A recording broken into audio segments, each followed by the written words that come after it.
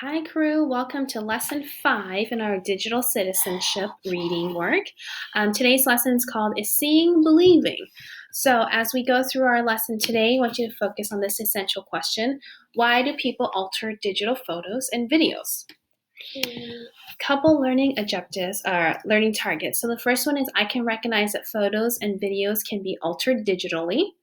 Number 2, I can identify different reasons why somebody might alter a photo or video.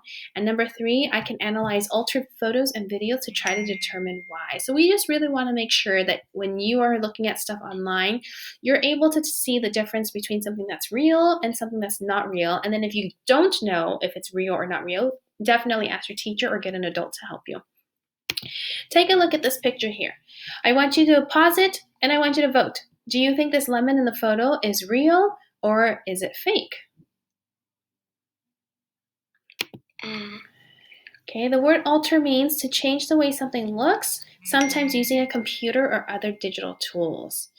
So if you take a look at this lemon, if you said it was altered, that means that you are correct. Somebody changed this picture of this lemon and they put food coloring in this lemon. So what do you think this person was trying to do when they changed the looks of this lemon? Go ahead and pause and tell somebody who's by you, and if nobody's by you, tell yourself. Answer the questions to yourself. In our learning target, we had the word persuade, and we've been studying this word, or we were going to be studying it as we got into our water unit. To persuade somebody is to cause someone to believe in something. So if my son was trying to persuade me to let him chew gum, he would give me different reasons why he should chew gum. And then if it worked, and I said, yes, he can have a piece of gum, then he's persuaded me. But if I said, no, he can't have a piece of gum, then he was not able to persuade me. Here are some more pictures. So you might see some pictures like this online. The first one here, when you have this bird that kind of looks like a tiger, obviously, you can tell that that's fake. And then there are some that's less obvious. So they do that in magazines. Even this person here, it kind of looks like it's a regular picture, but it's been altered. Somebody's changed it online. Here's a couple more examples, right? So again, you have your magazine picture here. This looks like it's a picture of nature with this owl image.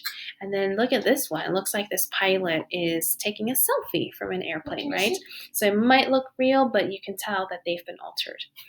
Okay, for the lesson that you have 2 worksheets this time. So you have one is called the fake photo example 1 and has a picture of this lady.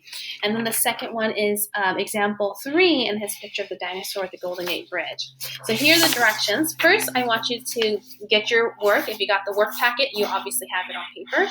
If you're doing it online, then go to your calendar and then you can take a look at the linked worksheet there. So you're going to take a look at this worksheet, and it says the direction says to work with your group, but you're going to work on your own because we're doing social distancing. And then there's just 2 questions on each page, so make sure you're answering the questions on each page. Go ahead and pause the video so that way you can finish up your work. Alrighty, so now that you finished up your worksheet work, here are just 2 quick short videos. I want you to take a look at it.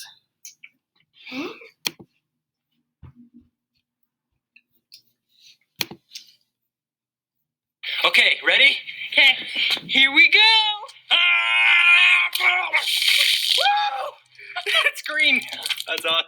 Okay, so I want you to think about how was this video altered. Here's a second one.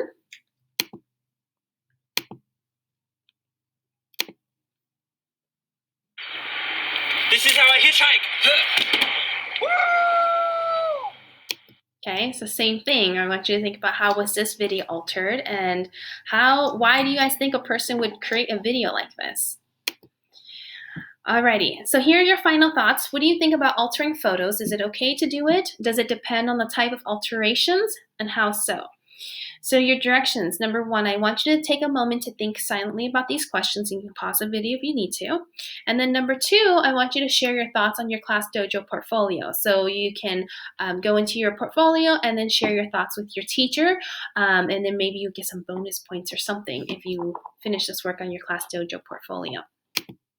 Okay, so that's pretty much the end of this lesson. So remember, we're critical thinkers, we're also creators, and we also have to make sure we're not getting tricked by anything or anyone on the internet. All right, crew, see you next time.